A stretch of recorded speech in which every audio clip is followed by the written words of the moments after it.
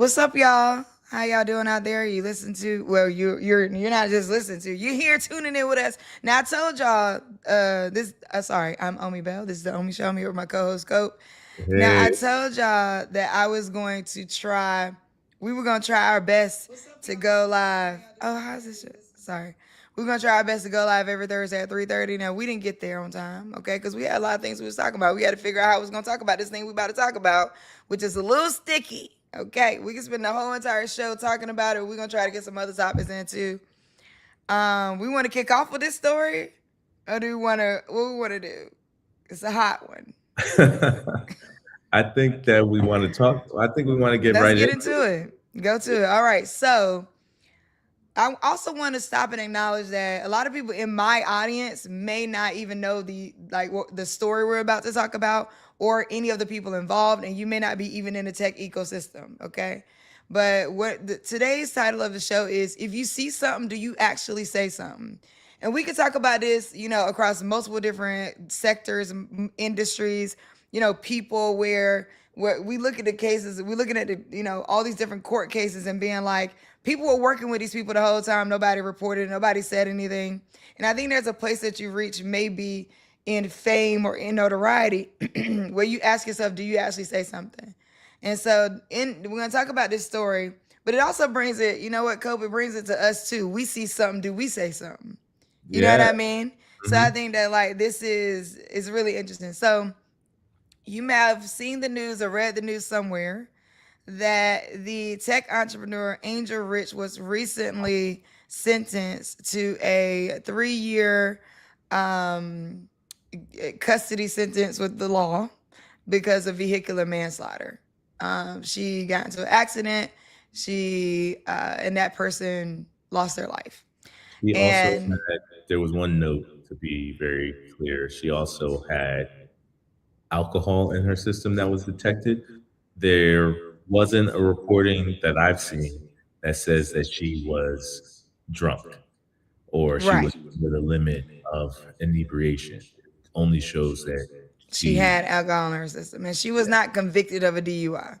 Mhm. So that is like that wasn't a part of the things she got convicted for. She did get convicted for vehicular manslaughter. So first, I gotta start out the show by just saying like condolences to the family, because this condolences to the family, and I think like also speaking to um, for those who are triggered by because you've dealt with someone who got killed by a drunk driver or vehicular manslaughter in any way. Like, I want to be sensitive to, like, we're going to have a bigger conversation that's about if you see something, say something. We're going to talk about, fraud and scamming and tech entrepreneurs and tech investors. And this is a broader conversation that we're going to have. But I would be remiss if I didn't say, my deepest condolences to the family of Quentin Francis Jr., who was the victim of vehicular manslaughter. He was on his way to work.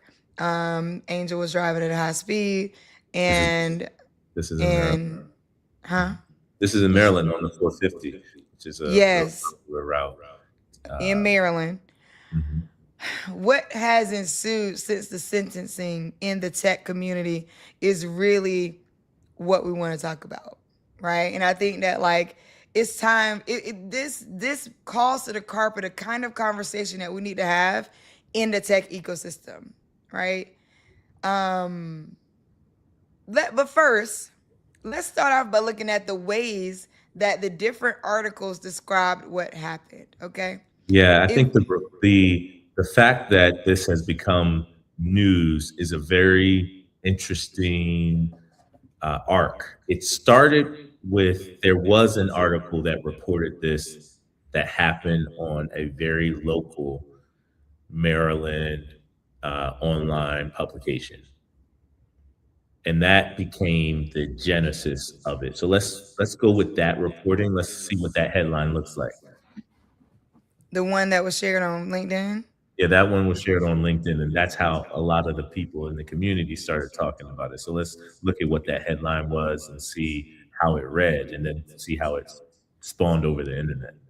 Right. So, a very influential tech investor or in the black community took it upon themselves to really push this story out in a strong way, and essentially it went viral.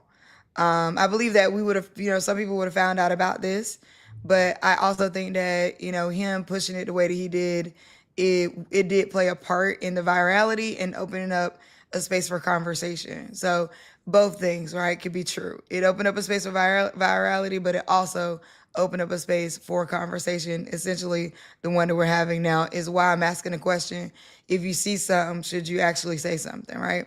So that article that he pushed out is by a outlet called the Baynet, and its headline says, "Tech entrepreneur turned killer, DC woman sentenced in deadly Maryland DUI crash." And it has her mugshot. Okay, Black Enterprise, their headline says, "Fintech entrepreneur Angel Rich gets 10 years for manslaughter." Complex, their headline says, "Tech entrepreneur Angel Rich sentenced in fatal 2023 Maryland crash." Now, can we see, when we talk about, we love to rage about all the things that the ops do in the sense of the way they paint the picture or the way media sensationalizes a thing. I think that like these three headlines are actually so very different, right? Tech Absolutely. entrepreneur turned killer is definitely a clickbait title, right? Like this makes it look like she purposefully saw the man and sped up and ran up. You know what I mean? Like it is. It can be read with an energy that I don't think does justice to the family. And I think sometimes like people believe that them being a voice or them getting eyes on it is like helping in some way. And maybe it will help, people in the future be more discerning or not drink as much. Because let's be clear, everything startup has drinks. Yeah. Every single startup you go to has drinks. And guess what? People are going to it and they're driving home on a regular basis. Now, this is not, I'm not taking up for Angel. I'm not Angel. I'm not here to advocate No, for her in any way.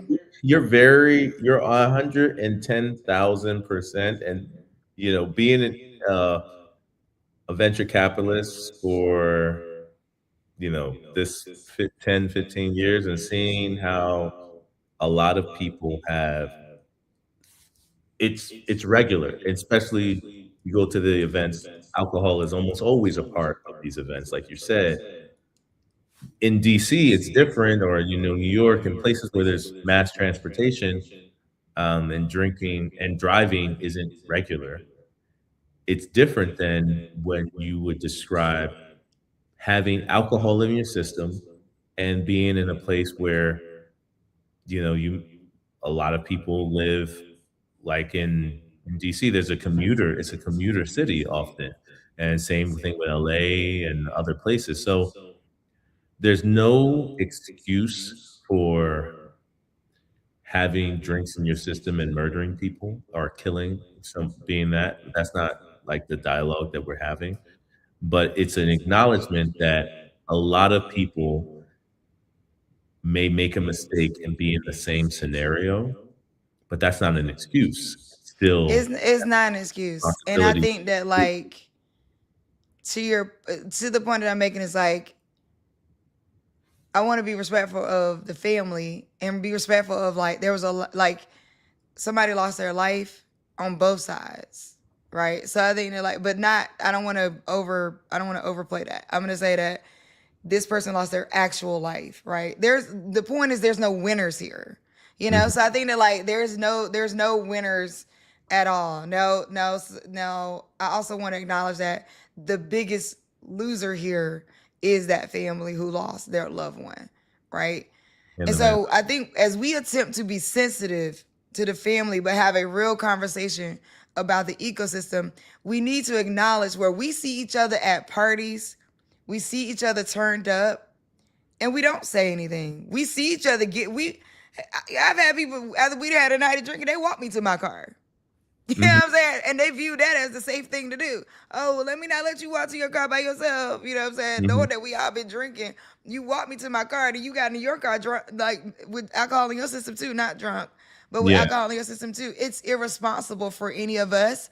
And it does call to the ecosystem to start thinking about what we view as how we build trust with each other. Because we've heard VCs say things like, "Oh, I don't trust you if I can't have a drink with you." You know, I don't trust you if you ain't like there's a culture around drinking, which could be said as alcoholism when you catch anybody on any different day. And again, this is not to take up for Angel at all. This is Mhm. to highlight what this brings forward in conversation in our ecosystem. Like conversations that we're not having, No, I think honestly. what you really no, I think what you're saying is a part of the dialogue that I've seen on social media that's missing about the general ecosystem writ large of if you see something, do you say something? And if you see something that we all see that we don't acknowledge is the consumption of alcohol at events and what people do after, right? We know that that is all over the ecosystem. And we don't, there's not a culture that I've experienced about telling people take an Uber, we've provided Ubers, or we've provided some type of transportation, encouraging just responsible drinking. And that's not even to say some of the other issues that we could discuss, but really putting at home, bringing it home what really happened about the event and the tragic loss of life and to prevent it. I'm glad that we're starting off by talking about what is overall in the ecosystem and what may have. And because the she was sentenced to such a long time in jail, I imagine that that factor was highly weighted in this decision by the judge. I also imagine that there were probably lots of letters of compassion that came out for her from her community when she was getting sentenced. That's why probably why it took one of the longer periods from when she entered the plea to the sentencing. But I also believe that the family's victim impact statement, which happens at this time of sentencing, it's read out. We don't have a readout on that, but if we were to add to this story, we could likely see that the judge weighed both the letters of compassion about Angel Rich and probably a lot of the people that have, that support her and her network, and then weighted against the loss of life that the family experienced, and then also weighted against the statement that they more than likely shared about how that loss impacted them. I'm sure that that's why the sentence is the way it is, where there's no deferred prosecution and, just stay at home or, wear an ankle bracelet or just go in on the weekends. The judge decided you're going to go to jail, right? For someone that doesn't have a criminal history, it's it is an alarming, seemingly alarming decision. Not to say that the loss of life isn't great and the impact loss isn't great, but there's another factor, and I think that factor is the alcohol, and the ecosystem needs to address it so that more people don't like end up in this situation. So now that we've talked about like the actual cause of it and the overall ecosystem, I really want to talk about how the story evolved in these headlines to be, you know, basically how the description of her, like the choice that she made and how it caused the loss of life, and then the social discussion around her has to do with most about her business, right? Like we spent the amount of time that you and I have spent talking about the the actual loss of life and the cause of it wasn't the discussion. Everyone migrated in social media to the discussion around what she had in her business, which to me is an example of how much we are capitalists, right? We're not humanists, we're capitalists. And we just showed it, like the whole ecosystem showed how capitalism, the important conversation is about the business, you know, and not the victims. We didn't spend, there wasn't too much dialogue about the victims, the families, his no one was elevating stories about maybe he had children and how's it impacting their lives and how's it impacting the husband or the family members of Angel Rich. We didn't spend enough time on that. The ecosystem, the social discussion went immediately into, let's talk about her business. Let's talk about her as a founder. Let's and see what's like, there. so here what I say. Here's what I say. To your point, it also went, let's say all the things right now that we have not said for the last 10 years. Let's actually just like take this moment under this powerful black investor's post to say all that we wish we could have said when she did have a voice to say something back to us.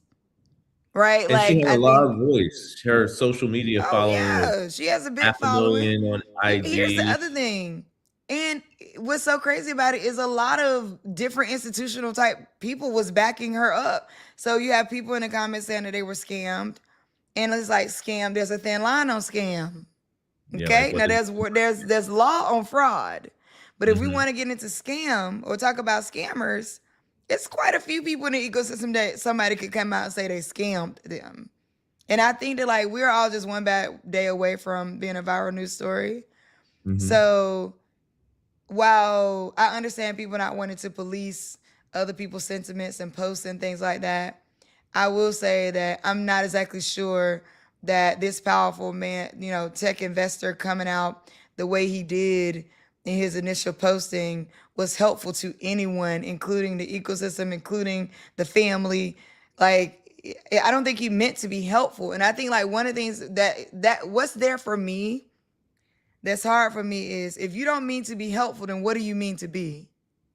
So and that's why I think the dialogue that you and I had and addressed around the ecosystem was a perfect moment and opportunity for my friend to come out and actually talk about, right? And I think that what was lost in the communication was about what needs to change so it can actually be a helpful post.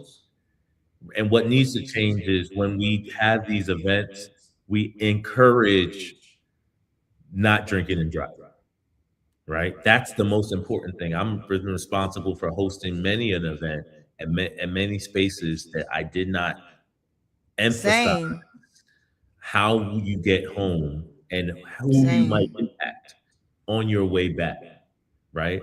And I same, that is the most helpful dialogue that the ecosystem could have about when we see someone from the ecosystem create tragic and catastrophic loss. Instead, the dialogue became about, and it made it feel that this conversation that he posted wasn't about the sanitization of how people behave, but was really more about her business and talking about how he might have personally felt about her business. And that's where things went because there weren't guardrails put on the conversation, right? And you don't have to put guardrails on any conversation. You're posting something on social media. It's not your requirement to do it. But or there's a is it? Because let's talk about responsibility. that. But let's talk about that for a second. Because in the if you see something, do you actually say something? Peace. What kind of responsibility are we all taking on as we elevate in leadership? Like Mm, that's the question that we got to ask ourselves. Here you are, and I think about this too. Like I'm not even. It ain't even just about ragging on him. Like I think about this too. Like I have feelings about things that people do out here. mhm. But and this is even with I have feelings about this, but it's like I'm careful about how I talk about it because at the end of the day, I represent the idea of empowering the ecosystem. I don't represent the idea of like like I get to say whatever to you just because just because some terrible thing happened in your life. I don't That's not what I represent. And I think that like No, that's what. Remember, we had a conversation about this when sometimes and I think this is the energy that I've exhibited is sometimes I'll feel something about something going on around people that we know. My first reaction isn't to go to social media; is to talk to other people in the ecosystem so I can understand what is the best approach to handle this so that I can actually have a good impact. Because, I want to at times like talk about this, right? And I thought about commenting on his post, and I felt like if I wanted to comment on his post because I know him, my best reaction is to talk to him if I have Yeah, any. I wanted to comment on, to be honest, when I saw it, I Mhm. remember that they at some point had beef, and maybe, whatever he felt from having beef with her, he took this as a moment. And I was like, wow, that's crazy. Like, it really impacted me, like, internally, because I was just like, this is not what we need to be doing right now. I think, like, the main thing for me is like, okay, I get it if you want to take this moment, but it's like, bruh, literally everything black is being torn down right now from the inside out, gutted, period. Like, it's just like, what to the if you say something, do you actually say something? It's like, when is there a good time to bring something like this out, or when is there not? And was the last 10 years a good time to do it versus doing it in this moment where that person really can't I say mean, anything back I, to you? I mean, But wait, let me say this one part. mhm. I think the thing that probably infuriated me most, and I'll use that word loosely because I'm not mad at him or anybody in the comments, because it's not that level of thing for me. But I would just say that, like, I saw people in the comments who I know their stuff is not 100% tight.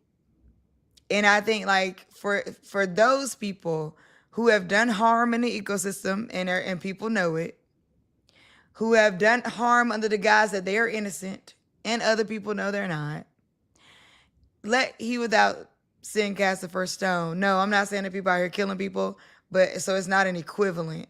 But what I'm saying is, taking a moment like this to rag in the way that I think some people did was way less about the family, way less about Angel, way less about drinking and driving. It was really about them in an opportunistic at an opportunistic time. And I mean, like, no, I can't give shade to being opportunistic, because we wouldn't be having a conversation if there wasn't an opportunity to.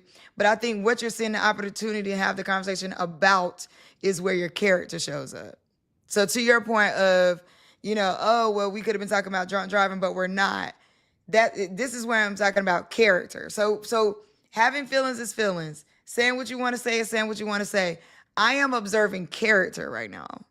So, Mhm. like, even the need to make it public that you had any feelings, and the way that and what people said in what they said you you is know what made me be like, oh, that's interesting. So let me tell you, I'm not going to defend either side. I'm not going to sit here and defend the action of posting about the drunk driving and then not addressing the drunk driving and there being a conversation about the business elements of this person's career and talking about the business in the comments. I'm not going to, I, I think that the real conversation should be about elevating the issue around drunk driving. I think that's right. The fact that it went that direction and there weren't any guide rails, I know that if someone started having a conversation around um, a, a conversation that's really near and dear to me, which is mental health, right? And if I see someone that is essentially going through a mental health crisis and I'm experiencing them, right? Like, for example, I might be able to say that some people I've experienced in the ecosystem that I think are off, that I think are motivated by what the ecosystem gives them in terms of notoriety, but that is a mental health disorder that is just living itself out, right? Sometimes there's a balance to that where, the attention that you get just because you say you released a headline that I'm worth $1 billion. I may feel like that is mental health, a mental health issue. And I don't want to run out and talk about it and describe it in the way it is because that is not the healthy approach to dealing with this person or dealing with the situation. But there's something that you're saying there, right? Um, again, parts of the conversation that we want to elevate is really what was this an opportunity to talk about? I think that's mainly where we want to make sure we stay, Yeah. right? Like, honestly, good, bad, right, wrong, whatever people felt, but what was this? What is this? an opportunity to actually talk about.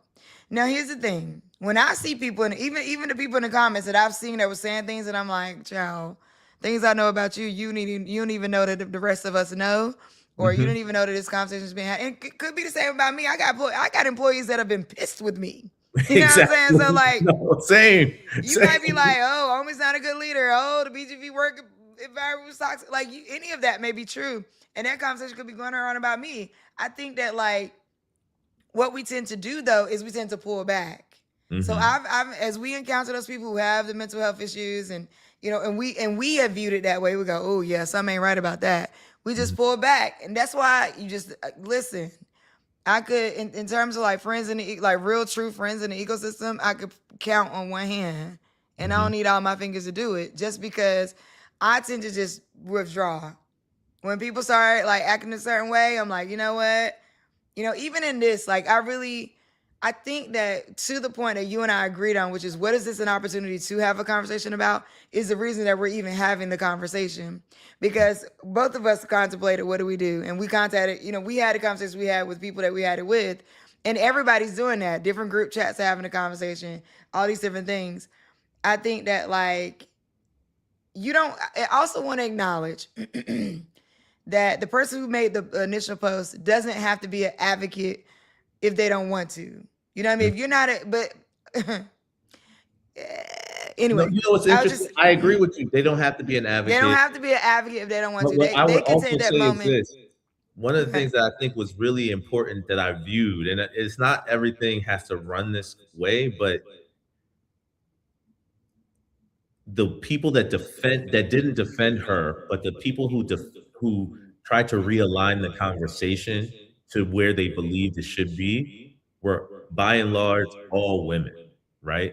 And Mm. and that to me was an interesting sort of perspective, right? And in this moment, I want to take the opportunity to say that that's because I feel that people didn't know how to address holding holding the two truths possible. That it's a tragic occurrence that should have never happened because of what happened. You don't really want to defend the actions. And then the action of posting was something that needed to be addressed. And addressing it needed to have the language that I don't think a lot of men are taught to have when Mm. they feel a power dynamic or gap, like someone in the ecosystem that they know and respect, that might be their friend, might see something, and then how do you publicly address it, or do you publicly address it? And like for me personally, I said to myself when we were having these dialogues, people talking to me, and I said I should message them, I should talk. And I felt to myself, like, in this moment, should I have a conversation with my friend about what is he doing? And I couldn't form the words. I didn't know what Mm. to say. So I could like and then seeing the dialogue and the women that knew what to say or knew what they wanted to say publicly, to me, is just even more encouragement to say that, in this moment, I should be able to have a conversation with my friend and say, man, we don't need to do this. We need to talk about this. And what I believe at my core is he wanted to talk about two things at once, and he didn't filter it in the way that I believe he should have showed up. I know he could show up better than this. This is what I would say. I know he could show up better than this. This is not the way for him and what he's all about, and for as far long as I've known him. So I just, And I as just, far as I know, right, he has this. So if you're just joining us, a little bit of a reset. We're talking about a founder, a tech entrepreneur who was sentenced to 10 years. 3 of those years will have to be time that she has to serve for vehicular manslaughter recently. And then what happened in the ecosystem was a tech investor decided to post about it, and make some, I would say, add a little bit of suggestion that, like, she has been a problem, and that she You deserve more years, right?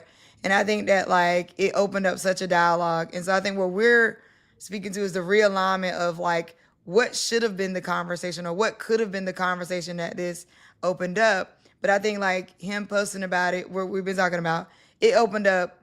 It honestly, if I'm being, if we want to really get into it, it opened up some divide. Like, Hmm. you know what I mean? Like, it opened up some divide because it opened up a why would he do that when and this is the thing, you got to be real careful because the streets is watching. That's all I'm saying. Like, and I It, think that the it's idea, this is the it. thing that gets me sometimes with when people become investors or they raise a lot of money and all that, is that they forget that you still have remnants of founder operational mode because everybody got to raise money, right? So there's this high road of like, I'm over here power dynamic and the founders are over there power dynamic, right? And so then there's this like divide that happens where it's like you could be instilling fear in the ecosystem. Mm, Well, you know what? You could have founders feeling like, well, dang, I don't know if I want to, be close to this person. Or you can have LPs being like, dang, like if your LP's kid is coped out in the bathroom, are you the first reporter? You know what I mhm. mean? I think that like there's some realities around this that somehow escape You people's you know minds you know. when they get to certain levels of power. They're like, oh, is this what your LPs want you to do? Your LPs like stuff like this? So you know what's difficult though. What I would also say is, I remember in my first year as a proper venture capitalist, it was 2017, and you know it was actually in the middle of the Me Too movement, right? So it was interesting dynamics of meeting with founders and me as a networker. I would just felt very comfortable. Just, hey, let's get grab coffee, let's grab drinks, let's meet, right? And that was my job. That's my job as a venture capitalist. Meet as many founders as possible. You know, get to build relationships with them. And I was doing this. I was in New York, and I called a founder, and we had planned to have lunch, and then things changed. Their plans. We tried to grab tea. Things changed, and then it was like approaching dinner time, and I'm like, are we going to meet? Are you available to dinner? Can can we meet for dinner or whatever? That was just me just being flexible throughout the day. What I wasn't able to perceive was, oh, I there was this power dynamic where I have Mm, capital to invest, and not only am I being accommodating, but this founder is being accommodating to make sure that they meet with me, and I'm suggesting dinner. Right? So I say that to say, like, sometimes you don't perceive the power that is apparent in your interaction. You're just being a human. And the idea to me that this is my compassion to um, Brian, my friend, is that what he might have been experiencing was just a real human moment. that's real. Seeing this energy, seeing what he found out, and saying, this is tragic. I felt this. I'm sharing this. And what you talked about is the responsibility that you have to, even in that moment, as a leader, then step up and create guardrails around your human emotion to say, And, what should I share? and that's what's unfortunate is that we once you have taken up a certain position where you say this is my purpose is to help black founders, or and I'm just using that as one example, but there's many people who take up, people in the artist community, things like that, or people, or you become at a certain level. To your point, your humanness has to have guard, like how you react, how you put things out does have to have guardrails around it, whether you want it to or not, unfortunately, because you have influence, and then your influence shifts things. And It does. so if you are influential, you have to be responsible to your influence. And like, but here's the thing that, I want to be mindful because again, like I said, all of us are one bad day away Mhm. from a viral news story. So God forbid there's some moment that happens to me where I hope that my character is cemented enough where people actually will come talk to me. But then who knows? Let me tell you what happened to me one time. Let me, you know what? To the point of being human and being sensitive, I think I'm sensitive to this because this one in the poetry community. Mm-hmm. So now I was a performance poet, you know what I mean? I was hosting events. I was like people, everybody knew me. You know what I mean? Like I had traveled and performed and stuff like that. Like I was well known at doing what I was doing, you know, to the extent that it needed to be in DC and up and down the East Coast. People knew who I was, right? Mm-hmm. And this one, oh my God, this is thank you, Ashe, for this coming back to me because I actually hadn't thought about this in a long time. But it's also is what is making me realize why I may be reacting the way I'm reacting to Brian. And I Mm-hmm. need to honor that feeling to your point, right? I need to honor that like I have grace in the sense of you had a human moment, right? Mm-hmm. But I've been the person that got shut out because a powerful person got mad at me, and then all these other people were in the comments that people that were seemingly never said nothing to me was cool with me. So anyway, let me go. So we had a poetry slam, and I was the host of this poetry slam, the Beltway Poetry Slam, right? Okay. The finals were coming up, and instead of letting me host the finals, they gave it to Chris August. Okay, I don't know if you remember who Chris August is. You know, Chris. I mean, we fine now. God bless him. But I'm just saying they gave it to Chris August, and I said to the person who was hosting, like, "Why did y'all give it to him? You know what I mean? Like, why? Like, why did y'all give it to him?" Yeah. And it was like, "Oh, well, we always have a host for the finals or whatever, different hosts, yada yada yada." I guess somehow communication got to him that I had a problem with him hosting or whatever. So he blocks me on Facebook and like on his page is just talking shit about me. You know what I mean? And I'm like, but then not only that, all these people in the comments, a Mm-hmm. lady looked at my page, said, "Oh, look at her. She had to give her she had to turn her cat in. Like she's not a human. Yeah, she's a terrible human." Like, I mean, like they went through my page, went through my posts, and then was commenting on things I said, places I've been, people I've been with, people that I knew that knew me in the ecosystem was saying things like, "Oh yeah, don't nobody know her anyway." Now that same person said, "Don't nobody know her anyway," ended up being my employee years later, and we had to address that. And I'm saying that because one, right about now, any other time in the ecosystem, whatever. But right now, while everything black is being torn apart, you might be investor today and tomorrow you're employee. I might be seemingly low level founder to you today, and tomorrow I'm the head of institutional capital. Mm-hmm. Like you just don't have the luxury of not being the best possible person you can be right now. You don't Yeah. know, you know, You and I know. think that is what, again, in this being an opportunity to have other conversations, that is probably my biggest thing that I want to get out to every investor with their chest puffed out around how much they're higher level than a founder. Like the way the ecosystem is moving right now, you don't know who might get to know who, and then you might need them. And I'm not saying that means you need to step invest in nobody, because Lord knows, you know, I'm not saying you need to, that means you got to bow down. I'm just saying, what is it to be a good person? I hear what you're saying, and I think that it's very difficult to. I mean, the way even venture capital gets diligence. Like I'm, I try to raise capital. When someone decides before they invest in my fund or invest in a company that I put in front of them, they diligence me. They start asking questions to people I don't know.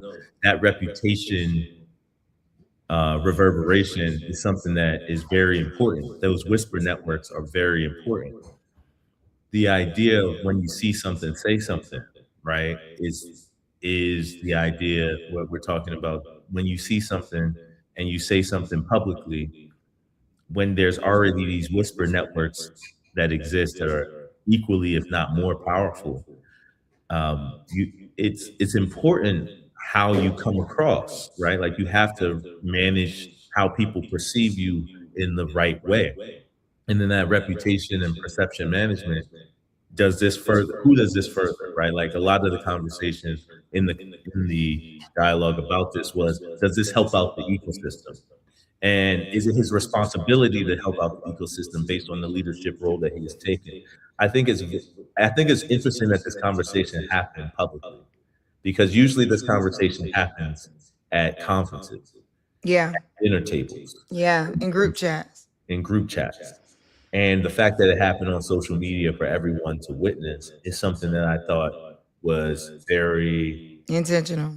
it has to be intentional. And maybe it's a sanitization moment, but it hasn't been. It's not like everyone's calling out everybody's for all the actions. First of all, everybody ain't calling out everybody. Let me don't get me started on that, okay? Because even the people that was like, "Oh, she scammed me," I'm not. Again, I want to be clear. I'm not taking up for her. I don't know what she did with whatever. Fraud is a definition that we can follow.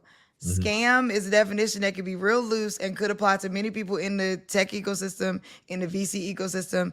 And when you think about, and then I think that we if we want to juxtapose ourselves against like white founders, then we having a whole nother conversation, right? Exactly. Because then it's like, okay, Adam Newman, seemingly scammed a bunch of folks, and then went turned right around and was praised and raised a whole nother round. Like, I think that the idea of scamming in this is like, what do you mean by that? Like, you got to break it down. Like, they didn't return capital to you. That's not the same thing as scamming. You know what I mean? Now, if people were being fraudulent, that's a whole different thing. But again, this is not to even protect her or take up for her. This is just to say that the dialogue that has come to light is a really interesting one. And it showcases where there might be a beginning of something beautiful, actually, that could happen. That would be my hope, right? Like, this could be a beautiful moment to say, wow, I knew that person was dealing with that for 10 years. I didn't feel like I had the room. I didn't feel like I had room to say anything. I You didn't know, know anybody near them to say anything to about that could even help that person. I honestly didn't know how far they was dealing with it, or how far it was going. And then to look at even Brian's post and say, "Wow, I didn't know he had this level of hatred for her." You know what I mean? Like that's what it sounded like to me in the initial post. I It's mean, like, well, dang, there's a what was lot he of different suffering directions. from? No, Like, no, what angst was he suffering from such that like this is the moment? You know what I mean? Like, dang, what did she do to him, or I mean, what because is he suffering from in his life that makes him feel like this is the moment to have the dialogue this way, when you stand on being an advocate for black people in tech. You purchased, you acquired Black Tech Week. You know what I mean? That's like, it's like a so really the thing is, like, I think there's is he just a point. hurting? No, I He said might I be think that's hurting. what it is. There's a missing component of the dialogue that implies a backstory, because if you just hear about it from the reading the article, for me, what I first think of is, wow, did she have any problems with alcohol? Right? I don't think about her business.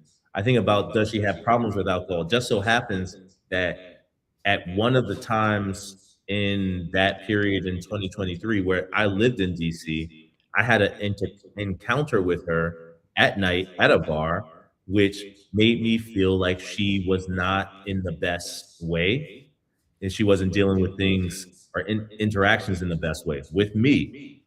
So when I came across the news, which I came across independently uh, from his posts, the way I engaged with it was, I hope that it seemed like she was off during that period. That's how I thought about it. Seemed like she was off during that period when the actual accident occurred. And I was worried just as much about maybe she's dealing with either substance abuse issues or behavioral issues, as much as I was thinking about, it's interesting that it happened to her, given how people feel publicly about her business, right? Like, if you have a 500,000 followers, you're not going to have 500,000 lovers on your, right? You're going to Listen, have, say that's a quote that needs to be out there. If you have a 500,000 followers, you're not gonna have a 500,000 lovers. I love that. That's so great. right? So I'm pretty sure that there were some people hate watching, some people following her. So there's not going to be all those things. So I imagine that that people were waiting to watch something happen with her. But that's not what I thought was We the didn't case. think we were not like, I agree with you that eventually we thought something would happen, but we didn't think it would be murder. No, You absolutely know what not. I mean? Like we didn't think it would be man. Let me not say it that way. I We thought didn't she was think it going would to, be manslaughter. at worst, I thought she would shut down her business and she Yeah. would become an employee or a venture capitalist. Right, because then people would still praise her for all the money that she already raised. You Right. know, so but I think that the and the ways that she was able to finesse. The finessing is real. That's why I said finessing and scamming is right next to each other. There's a bunch of people doing it. You know. Anyway, and big brands that are owned by people with big voices are also low like on that thin Let's talk line. about the biggest finesse going on in the world right now, which is Tesla, which to me is a big example of how people give space for people who have behavioral issues. When you think about Mm. the founder And of if you got a lot of money, if you got a lot of money, it's okay. hmm It's fine, but they got money though. and he's It annoys me to no end when somebody gives a list of terrible things somebody does and then go, but they got money though. and I What? think the real to me the real example of Tesla is a white man immigrant that seems to have lost all shred of immigrant tinge that people feel about him. But he's an immigrant that has a business that is worth 100 times its revenue in the trillions of value of market cap. While he's not delivered what he's promised, you could call that scamming, right? A lot of people would. He changed his business model, right? But his personal life is in shambles, right? Like, so if you want to talk about what Angel Rich did in her personal life and say that it's not healthy, it's not what you want to aspire to, and just talk about that. You could talk about an entrepreneur like Elon Musk, and people can have the same dialogue about how they don't think he runs a really good business, and then in his personal life, he has 10 kids, treats women his and the women that have children for him in very difficult to describe ways that I wouldn't wish upon any of my sisters or my female friends. And then he treats his children in ways that I would not wish upon any of my friends. So there's ways to describe people who have personal life challenges in business, but when we deify a white man, and then when a black woman has a personal life challenge, immediately start talking about her business, not Well, about but wait a minute though. Okay, well let's zoom out a little bit because celebrity culture, pop culture, media, and sensationalizing has conflated the personal life and business life, right? true. So we know Cardi B because of her business, right? But we all up in her to an extent, actually, because she was on. I understand. Maybe let's not use her. We know entertainers because of their business. They're in the entertainment business. Yeah. But we also know every freaking color of underwear they wear. You know what I mean? It's like this is mass it's merged. Like the lanes are so together now because does does your association to that person allow you to be able to talk about anything that's going on with them, right? So because Brian is a investor in tech, and there's no need for him to go off limits to her personal life, right? Like in the way that our current society works. I mean, like there's ways from an integrity standpoint, but I mean, there's a reason there. But like, I'm just saying that like from the way our society is set up, it's like any part of you can get it in any moment. There is no longer a separation between business and work. There is no longer like essentially if Angel's a colleague and this is water cooler talk, but we all work in the same industry. You know what I mean? So it's kind of like so I don't think people are taking each other's personal lives off the table unless because God forbid him and Candace break up. You know what I'm saying? God forbid. I'm not saying that should happen. But you don't think everybody would be talking about it? And No, then and then social media. you don't think that we'd be talking about social? Yeah, you're right. No, they wouldn't be talking about social media. No, no, no, I don't Nah, think so. you well, because we're not set. Oh, okay, this is interesting.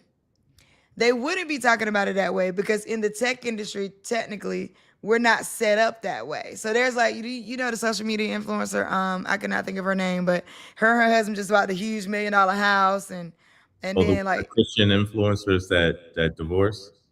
I don't know if they're Christian or not, but they just recently divorced. Well, they're getting a divorce. They didn't divorce yet. Yeah, yeah. No, it was it. They became popular because of their they like you know how there's Mormon talk, there's like Christian talk. Top. Oh, really? I didn't know Yeah, that because she got millions of followers. That yeah. story went viral and it's everywhere, Mm-hmm. right? But that's also her business is influencing.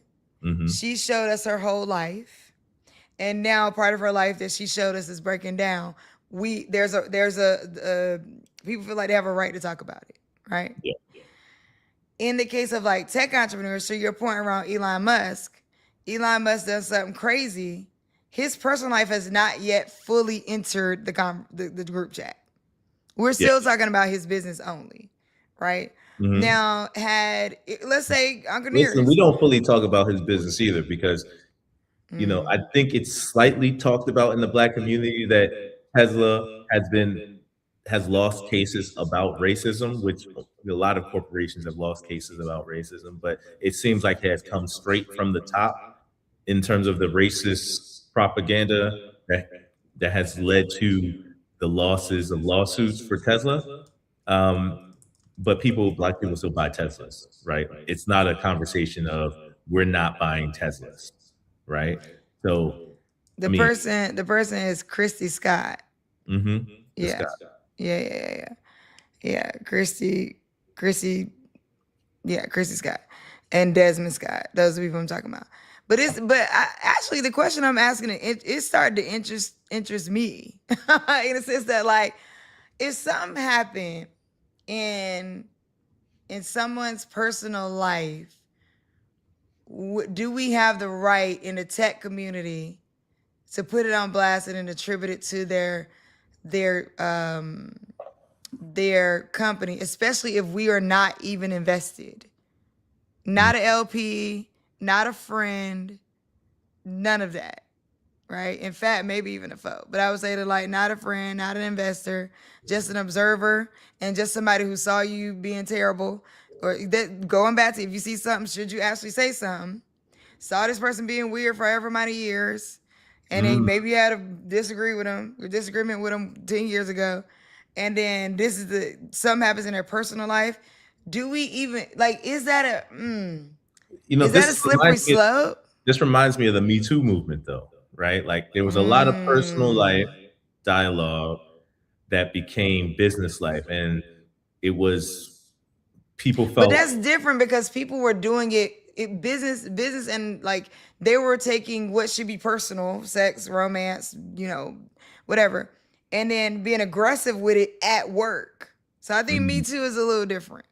yeah, definitely think it's different. I definitely think it's different. I think it was sanitizing the workplace. The goal was to sanitize the workplace from your personal behavior, right?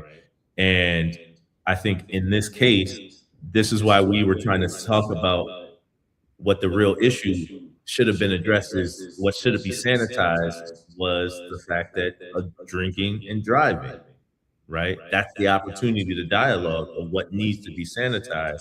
And the other part might be business ethics related is not the conversation that has to be had if we care at all about the loss of life, right? Hmm.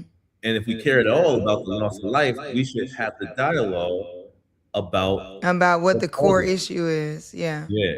And Yeah, that's the core issue there. as And the opposed fact that to, like we're all so close to doing it. I think that's the thing that like to your point around the core to it bringing it to the core is there's drinks at everything we go to. We don't always arrange as organizers as responsibly around people getting home. And I'm so glad you brought it up because I don't either. Now we don't have drinks at many of our events, but the ones that we do, that's something that we really need to think about. And we could do that in multiple ways. I think a couple ways for you to do that. If you have events out there, and if you're a startup founder, you're going to events, please be mindful of your alcohol intake. If you have a challenge and you're suffering, please seek help, right? I think that like for organizers though to help with some of this is that I think that you don't have to have drinks all night long. So I think that's one thing. There could be an open bar moment, and you have the event long enough to get people to like to sober up a little bit again. And then I Mhm. think there also could be pledges. Now we don't do this because we don't want to be in your face, and people don't want to, people don't want to, act like they have a problem. But it's like making visible the way you have, hey, if you into this event, you have you're gonna No, I'm it's glad a you brought this media up. release. Do we have a media release posted for you? No, I There think could be some type of alcohol or pledge no, around like no. So you're 100% correct because what if we were talking about the real core issue of this? I'm a lawyer, right? What is actually central to it beyond the loss of life is the liability, right? mm, And we all deal with investments, and if you are invested and you do an event, if someone gets drunk, us being from DC, Love nightclub. yeah, There's so these many of laws them, yeah. where if you over serve, you are liable to the actions that happen, and there's these wrongful death suits. I don't know what event she went to, right? I don't know how they were serving drinks, right? If she was leaving an event, if it was just her having an event when she having a drink when she was at home. I don't know the circumstances to that extent, but the fact that it might have been some event where was organized in the startup community, and then the liability may attach to that organizer. That might have been, a nonprofit. It could have been a venture capitalist. It could have been a startup, all of which may manage millions of dollars. And the family that is facing that loss starts to describe the lawsuit that they filed. Everybody going to get it. You know what I mean? I Everybody. also, you know what, you're inspiring me. I think I'll take the first step and say I am going to tell my team we will not have alcohol at BGV events. We're not That's going to it. do that That's an anymore. approach. That's an approach. That is, you know what? I am I'm going to make that pledge, right?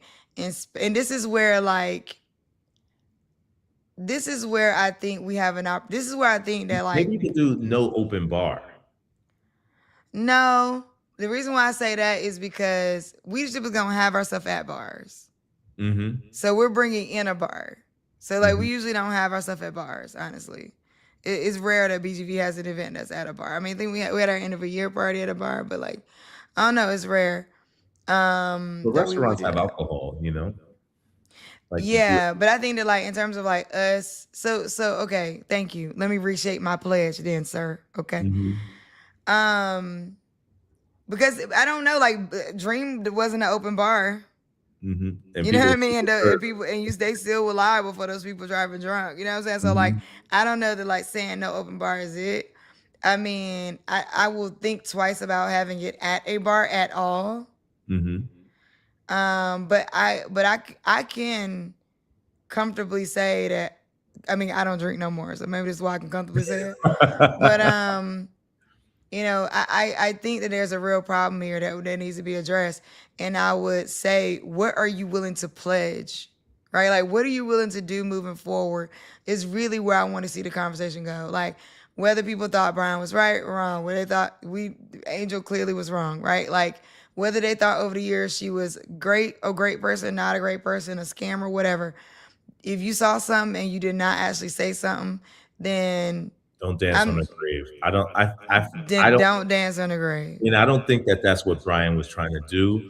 No, But I don't think he was trying to do that. Well, but honestly, I don't know what Brian was trying to do. Let me not, because I to, don't want to. so, I don't want to. To the point, to your point, I don't want to say he was trying to do anything. But I think that like he did intentionally say what he said and he stood on it. mhm. And then eventually, I think some people talked to him and he shifted it a little bit, which I think was sensible. So ultimately, I'll just say, and so him shifting it lets me know he's sensible. Right, like if a bunch of people had came to him or taught him and he didn't shift it, I'd be like, okay, this dude is really.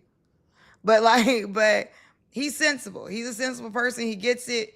His own personal experience maybe attached to this in some way. So he's like, I'm not cool with it. cool. You know what I mean? Like, so I don't necessarily want to pretend that I know what he's thinking or not thinking. The fact that he posted it on two outlets and then his screenshot was actually used in Baynet's, I'm sorry, in the Black Millionaires Instagram. Like, I would say there's some intentionality, but I don't know what his intentions were. He had an intention, but I don't know what they were.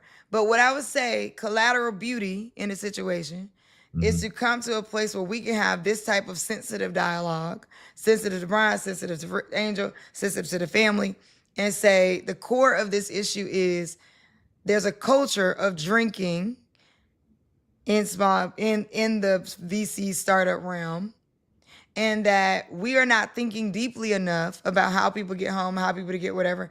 Now, I don't know if she was coming from a startup event at all. Like, I don't know what the event was, but I'm saying it to say that, like, still, we're a part of this cultural idea of like people getting drunk together for free. You know, so I think that like we got to just acknowledge it. You know, it's gonna be a lot of that this whole year. Now, the spirits industry is down right Yeah, now. that's the part that is really interesting here. The spirits industry In is down. the just as a side quest, the business culture used to promote more of this sort of alcohol consumption, and it has decreased.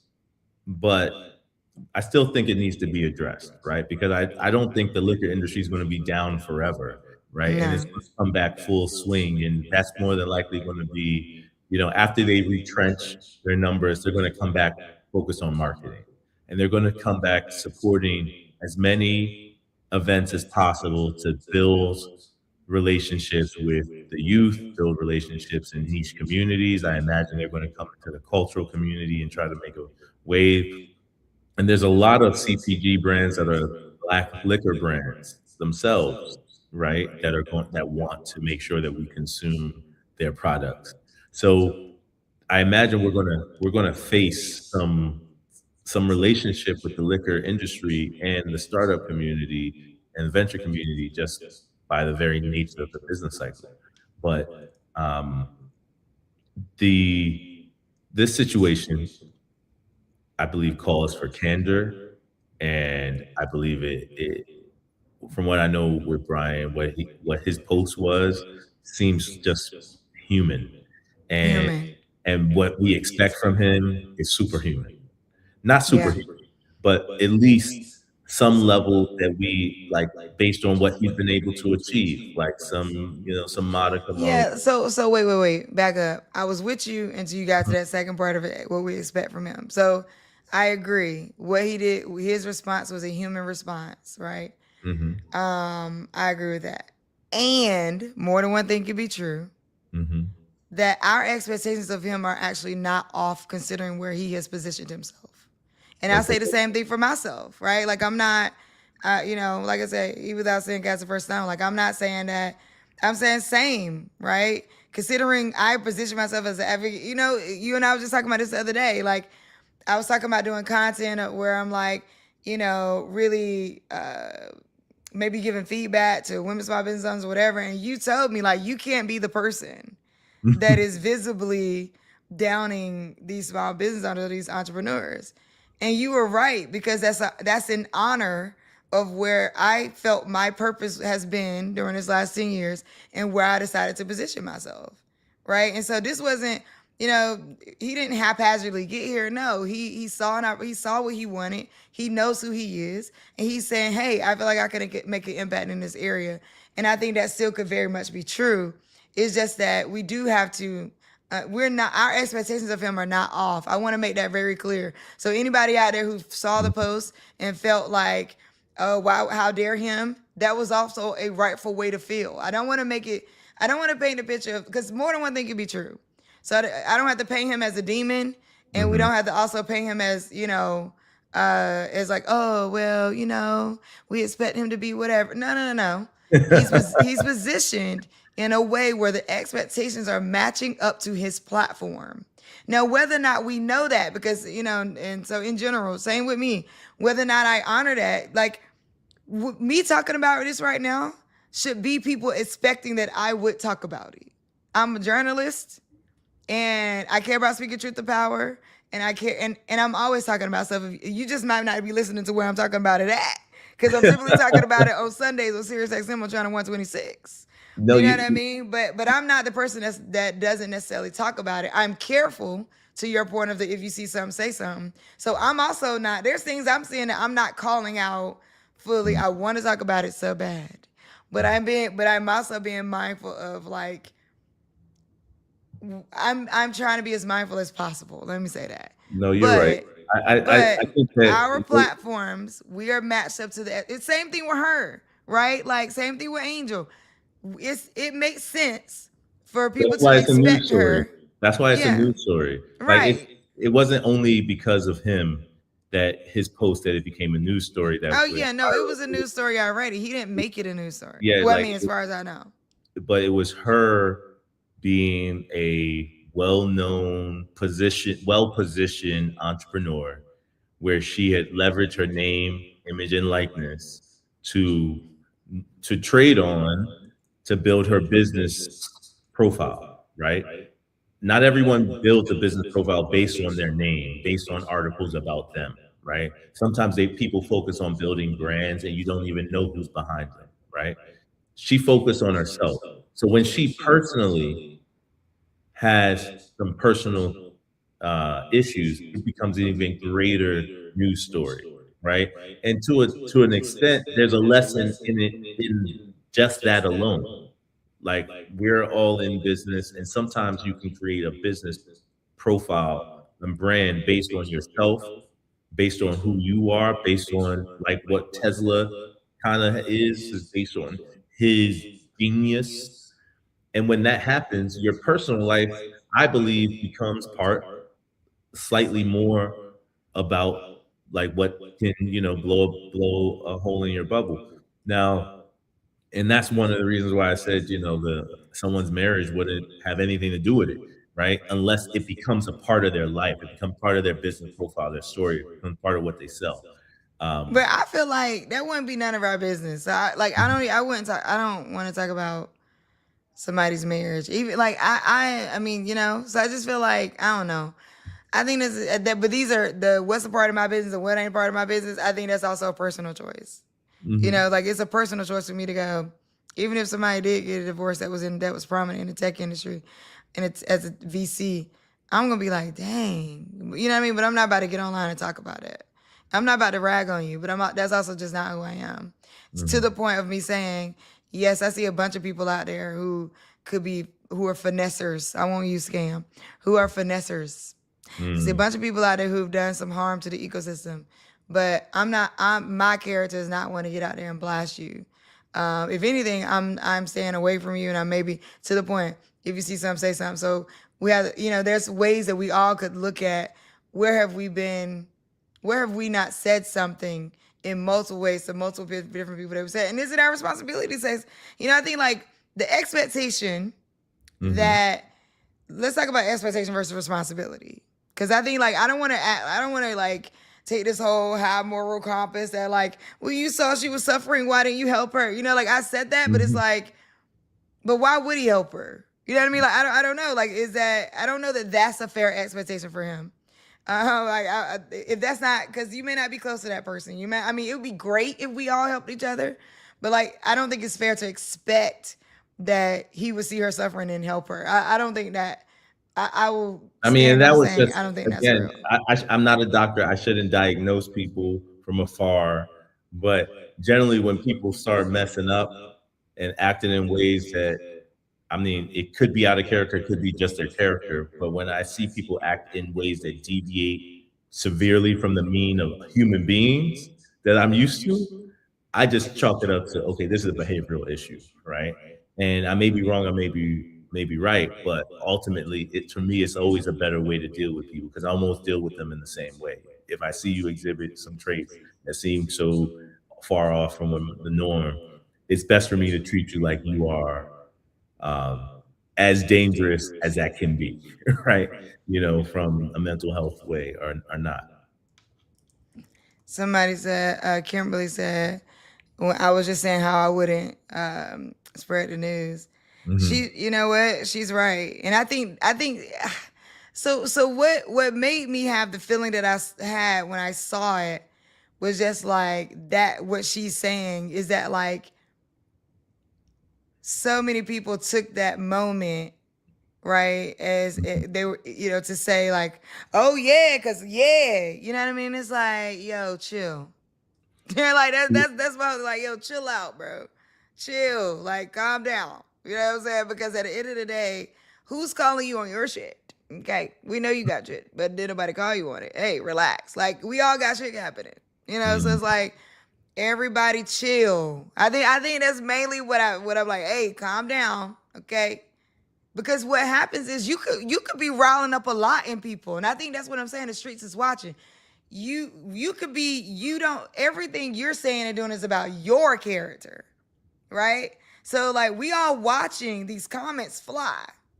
We all watching who's saying they were scammed. We all watching who's saying, oh well, yeah. We watching, But that's why I right? tried to say it was like the Me Too movement because it's And the and way things and started isn't where all the impacts kind of lasted. So I think the idea that it might start. wait a minute, let's stay there. Hmm. The way things started isn't no oof. You saying something right there, and I'm gonna tell you why. Because we could also talk about this from this aspect of all the black people getting deeper into VC, Hmm. right? Like the way it started, the whole all the aspirational and ways that we wanted to be so communal, it ended where it's going feels way different to me. And I remember getting in when I started Black Art Ventures, I wanted to be so valid to the VC community. Mm. I so like a lot of things I was just, I wanted to be seen or appreciated by that community. And then over time I realized like, wow, this community is filled with people who are just gunning for notoriety and visibility in ways that I could get easily. And I'm not saying that from a braggadocious standpoint. I'm saying like I'm getting it from actually doing the work. You know what I'm saying? So it's like if you and they're amazing people who actually do the work. But I think when you're actually doing the work, you really don't take time out to have so much of the. And that's not to say I'm not saying it to say that Brian is not doing the work. I'm just saying that like you have time for whatever you make time for, Hmm. and people make time to do that to dance on the grave and is the way you put it earlier. And so I'm to the point that the conversation we're having is an attempt at realignment, but And you know, also this is a part of why I would like something about the venture capital community, what you were talking about, to just dig in. Being a venture capitalist is being part investment manager. That's one side. The other side is being an investment marketer. You have to market your fund. You have to market the investments after you've made them to new investors. So you have to talk up your your business and you become part of the brand. So because people have to trust that you make sound investments and the investments that you've made that are sound are doing extremely well. So it becomes very important do to you become have to do people have to trust that you make sound decisions?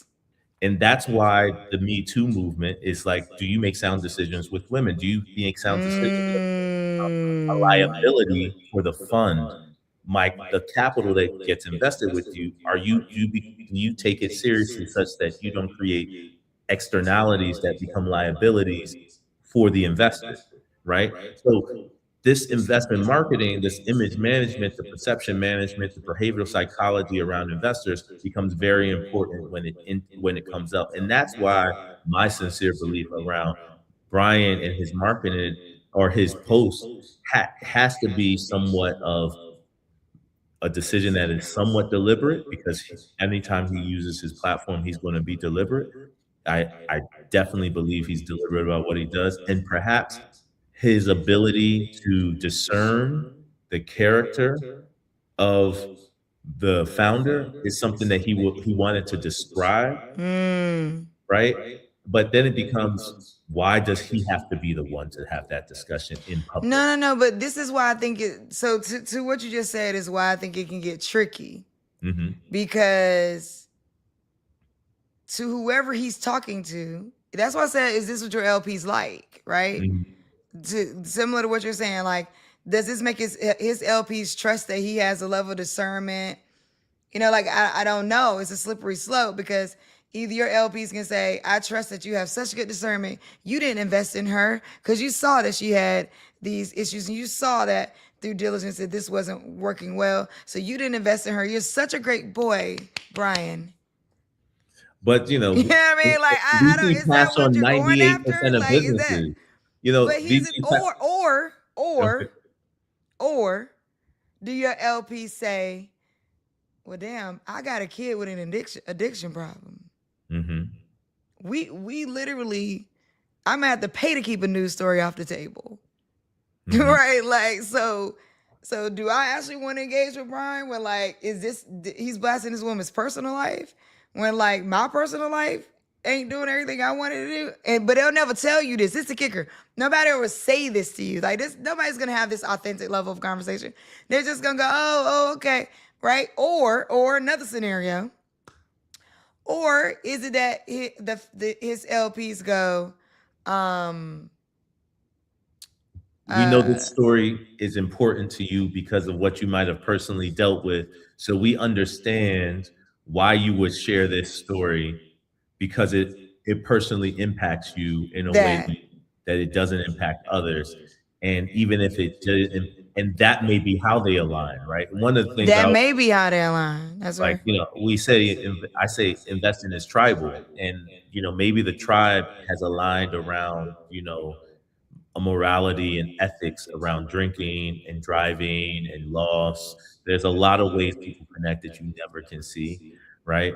So, I say that to say that the investment marketing side of me sees any post by another investor, and I immediately say they intended to do this. I wonder why. I wonder if it's helpful. I'm not sure if they intended it in the ways that it could be received, right? And what I really hope more than anything is that in when any other experience that may be revealed in the future comes up about people's personal lives, that especially when people experience grave loss. I remember one time I posted online about the loss of my mother, and people didn't come out and talk about any of the challenges that I might have had in business. People came out and they talked about the loss that I experienced, right? And I felt this overwhelming support uh, in that moment. But maybe you just don't have anybody that hates you enough. I got here. So may I never be hated at that level. Okay. Where, like, something happens to me personally and then somebody takes that moment to dance on my grave. May I never be hated. You can not like what I did. You can not like what I said. You can not like how we got along. You can be like, she fired me and I didn't like it. You can be like she was an asshole. You can be like any of that. But may I never be hated that much, right? That, like, something happens in my personal life that somebody takes it as an opportunity to then have an entire dialogue about everything about me. And I think this is where, so that's why when I brought up the conversation about poetry, so this struck him in a way where, he had dealt with speaking of Brian, like, to your point, he had a personal experience that caused him to maybe respond this way, maybe. I would say that, like, I had a personal experience that caused me to respond this way. And not to Mhm. say that those things are the same. I'm just saying that, like, we're all human. So that's what you can't control. Like, you can't Exactly. control who else is having a personal. And to your point of the investor marketing side of it, you really, once you put it out there, you really can't control who has had an experience that is for or against whatever the experience you're having. And that's across the board, whether we were talking about this or something else. So I think that what ends up happening is people just like, whatever, I'm going to just say what I got to say to risk whatever I want to say because I want to say it. And they'll stand on that, whether they're in the middle of raising a fund or whether they've closed the last round. Like, they will just say whatever they want because they're assuming, I think sometimes, that LPs won't care. No, That, no, I that like, actually think the opposite. This is a lesson that I learned in fundraising. you think that people think their LPs care about simple stuff? I'm not gonna say it's simple, but, like, when No, I they do. I what they do. post on social media, I do. I do. do What I LPs do you think Yes. LPs care? This is what I'm trying to say. What LPs care about is what you plant your flag in the sand for. Mm. people want people who they can show up for. Like, what do you stand for? What is the flag you bear? People care. I didn't recognize this. I was talking to a fund manager who had an immigrant focused fund, and he had just closed maybe about $50 million, and I was on my way, and I said, "How did you do it?" And I was like, he said, "Well, you got to fly the flag. People Mm. that are looking for you need you to raise your hand." Right? And what that meant to me and what I learned it meant just overall is like the passions that I have in life, I have to be extremely passionate about them because people are drawn Mm. to those passions that I exhibit. And then they get to know my character. Man, listen, man, you got me to the point of giving the man grace. And then you start saying this, and then I'm like, how do you stand as being this black tech needs blah blah blah? I invest in black founders. Black founders this, black founders that, acquire black tech week, black this, black that. And then it was this a sound decision against that flag that you have been flying, and that's questionable. And on top of the fact that we know that there's a constant dialogue Mhm. about whether or not black men are supporting black women. All right, we didn't even get to that part of the conversation. We almost 2 hours in, and we didn't even talk about that part. We You know didn't what I talk about mean? it, and I think Because, but eh, I think this is the perfect opportunity, and maybe this is a perfect moment where we invite Brian to have a conversation with us to give us a broader view of what he might have, what he might, from a personal standpoint, from why he might have in his comments talked about the business aspects of it, why he leaned in and didn't steer it. Maybe this is an opportunity to give him the space to talk because I, I think there's something that we don't know that maybe the audience is interested in. Maybe we should ask them. Should we have I'm him? only willing to do that on one account, right? Mhm, And that is if he is really like if he's really open to dialoguing. Cause this I don't take lightly. I learned this from Karen Hunter. mhm, Like I don't bring people on my platform to just be for me to just compliment whatever they said and did.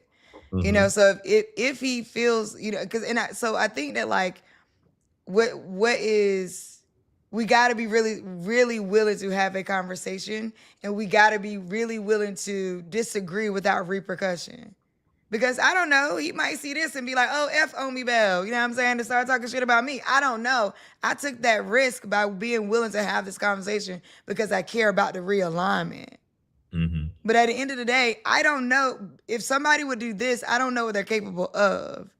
So I'm not going to platform a personality that like creates this emotional reaction and response without responsibility to their own platform. I won't do that, especially if it's about ragging on black women. Like I won't do that. No, But I am willing to that's have what I 100%, that's why I am 100% bringing it up to say that I recognize the dynamics that it was a black man talking about a black woman in the black tech ecosystem that owns Black Tech Week that then had only black women defend the mm, them in the defend not defend but to but realign realign. conversation in the social media feed.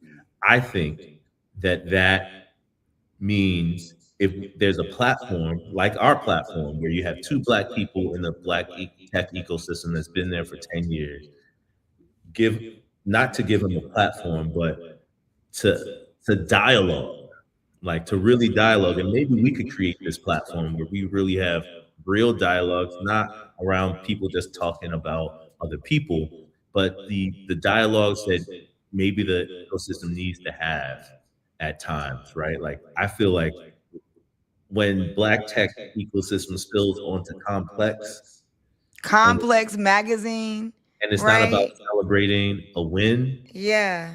That's a whole that's the thing. That's a whole nother group of people that ain't even us. You know So what I'm saying? it Like, needs to but be here's the other, rounded out. it's just so challenging because this conversation could have been had in many group chats. There's many group chats that we're all in together, right? But that wasn't the intention. So I think that like I agree with you and you know, you hit him up, you can let him know. I am down to openly have a conversation about it, but I Mhm. just want to be really clear that if he cannot handle his emotions or it to the point where he feels like he get upset with me now, he got to go on some rampage. I'm not interested in engaging in that. I think we came to this conversation with the positive intent of realigning in a way that says what was the opportunity to have a conversation here? Like, where was the opportunity? And I want to be mindful of like platforming him and not platforming Angel because she can't be platformed right now. You know what I mean? So I like, mean, that's what I was going to say. I don't think that she can't be platformed. People give jailhouse interviews. People do a lot. Like, you know what I mean? People like she's not. She hasn't disappeared. She's a human being that her residence is certain. We know where she is. well, I want to be mindful of what she's also dealing with. Like, come I on, think we you know should what I deal mean? with. Like, If anything, we would talk to when the. she's ready, I I'm think we, down. if anything, we would talk to the family. That Yeah, that to me is where we should be centered on. Like, talk to the family, elevate their stories about what might be happening in their lives, that's what's important. centered on I why do, it's I do, not I do. happening in the future. But I will say, like, I don't mind. Again, I want to be clear that I don't mind having a conversation with Brian because I think that my whole thing is just like if we're not mature enough to manage our emotions such that we get upset about one thing and now we go like hating everybody forever and on a rampage around trying to cancel each other out. I don't care who it is. I don't care who you are. I'm not interested in that conversation. Like there But I'm like everything I'm not about interested Brian in that I knowing know, you. Let me be clear. I'm not interested in knowing you if no, you're the the thing is, kind of person that can't even manage your emotions to a level of being able to disagree and move mhm. on with life.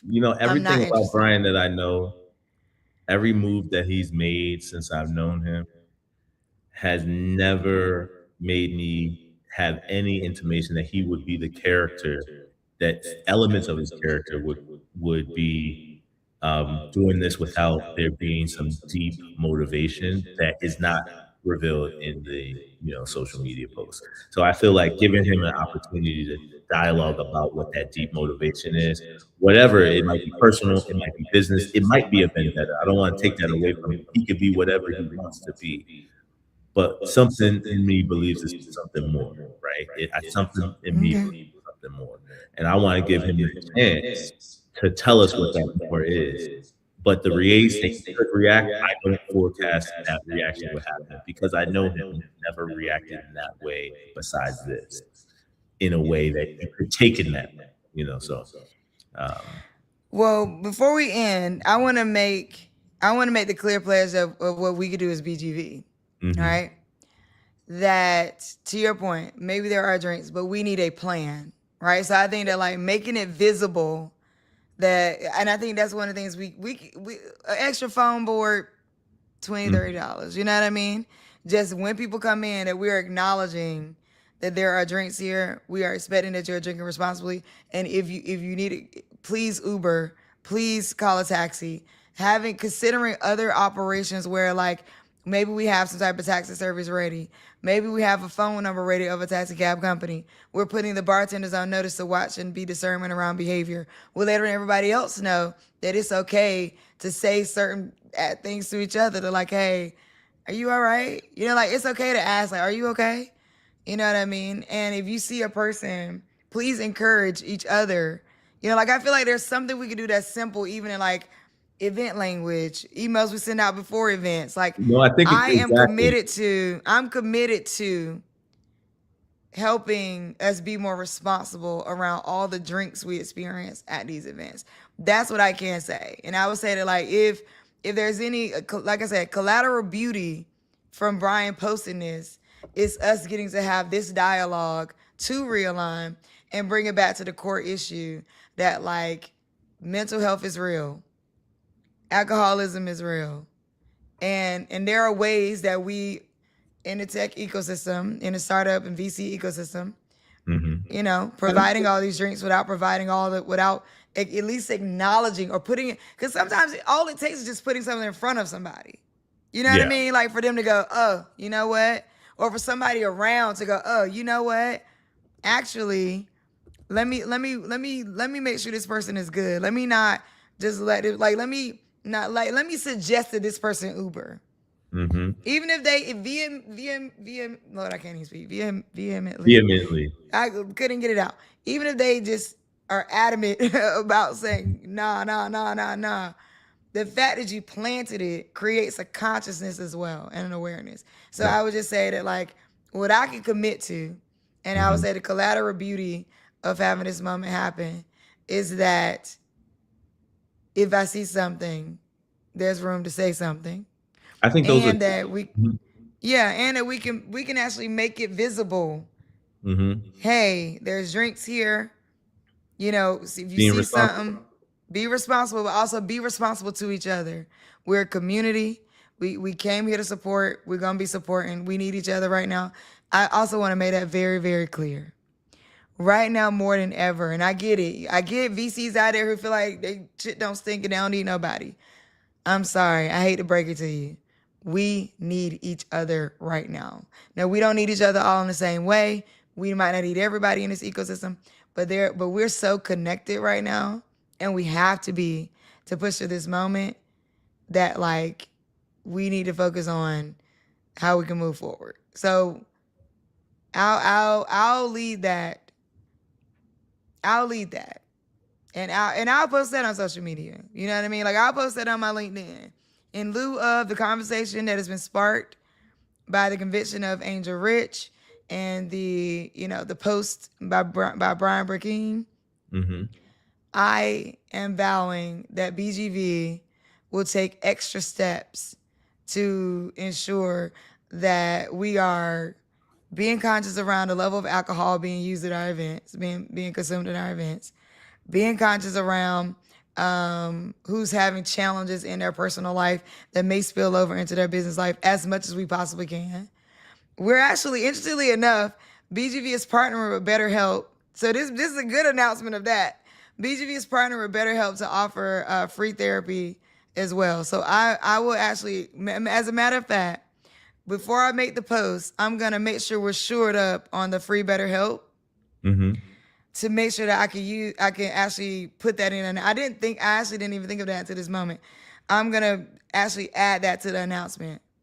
No, I think Um, it's 100%. I think that the what I can do, the events that I organize and produce, I will make sure that it's an element that is highlighted in um, the the marketing. Like when we send out, just like dress code, we should probably have a not a disclaimer, but something to describe how we're encouraging responsible drinking, and then also um, encouraging people to really, be there for one another, to take them home or to recommend, at least to vocalize if there's an issue. Now, we're taking a step to make it seem like we know something that we don't, which is that this happened at a startup event.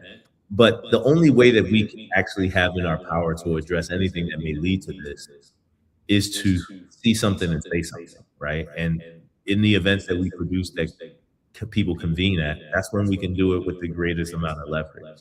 So, I think that, us addressing Agree. We do what is within our power to do. If you drink exactly. on the weekends at home in your bed, I can't stop that. But what I can do is control what I can control. Exactly. And I'm Yeah. going to do that. And the events that I have planned for February, the events I have planned for March and everything, I'll make sure that I emphasize it. Some of my events are breakfast events, so I'll have to worry too much unless people doing them, what is it, espresso martinis. I don't encourage those in the morning. Hot toddies. I don't know. Are you giving unlimited mimosas? What you doing? Oh, those unlimited mimosas do get you, Sunday brunches. But I do encourage that. So I'm glad that we got to this point. I was worried about us having this conversation because once I saw the article, I didn't know how to address it. I didn't have the language to address what it was being when I saw it was posted, and I felt all sorts of tied in knots about this whole situation because none of it's good. None of this feels like I want to talk about it, right? And that's maybe sometimes those difficult moments where growth happens. So talking about it has been healthy. Yeah, and thank you for. I think this is where we're great as partners in this way. You know what I'm saying on the show, a co-host, because I I am all about speaking truth to power, but I'm also all about being as sensible as I possibly can. And so while I personally wouldn't have done what Brian did, and I personally didn't think it was the best thing to do, I also, like I said, more than one thing can be true. I also can empathize with a potential situation that could have sparked him to feel however he feels, right? I think that while because let me be clear, I've driven drunk and almost killed myself. Mm. Okay, so and I know I'm not the only one out there. So I think that, but that was after that happened, I was like, oh heck no, you know what I mean? Like I'm not doing this no more. I will Uber no matter what. You know, like I got to that point, and coming home from tech events, coming home from tech events. So, wait, you got stopped. Okay, okay. Yeah, coming home from tech events. So ultimately, I think this is a great place to be, and this is the beauty of having a actual dialogue. The beauty of having a dialogue in realigning and being able to agree, disagree, go back and forth, say what we feel. And that's why I said, like, if Brian is that kind of person, I don't know him that deeply, but if he's that kind of person, let's chop it up, because that's the only way we reach realignment. That's the only way we can work together to heal. Is that like, well, let's talk about it then. You know what I mean? You know, we're saying this to Brian, but there's lots of people under those comments. I'm not trying to open the door for everybody to just start ragging on one person, but I think that like I got questions about the scamming part, right? Like I want like people who saying they got scammed. I'm kind of like, well, what was it? Let's really like what was it? Because what do we need to be looking at in the ecosystem? Okay, if people are scamming in the ecosystem, period, how do we find that out? Most of the time, you can find it out through diligence. But I mean, like, how do we find that out? You know, like I said, if you see something, you actually say something. How do we find out if somebody's scamming in the ecosystem? How do we find out if people are finessing to certain levels? Investors too. Some of these investors out here scamming too, right? Like, so I think it's like that's the conversation that could open up a whole nother like, child. It'll take us episodes on episodes to repair the hurt And you know, in the ecosystem around some of that. I think one of the skills that we could work on this year of doing this show and just like start to share, you know, if people start doing their diligence, how do how do investors do diligence that actually work, right? Like, because Mm. just factually, 98% of venture investments are not where the returns come from. So you essentially like fire to 98% of your investment, right? Or your investors' money. And you're supposed to win from the 2 to 10%. So 9 out of 10 times you're a loser in venture.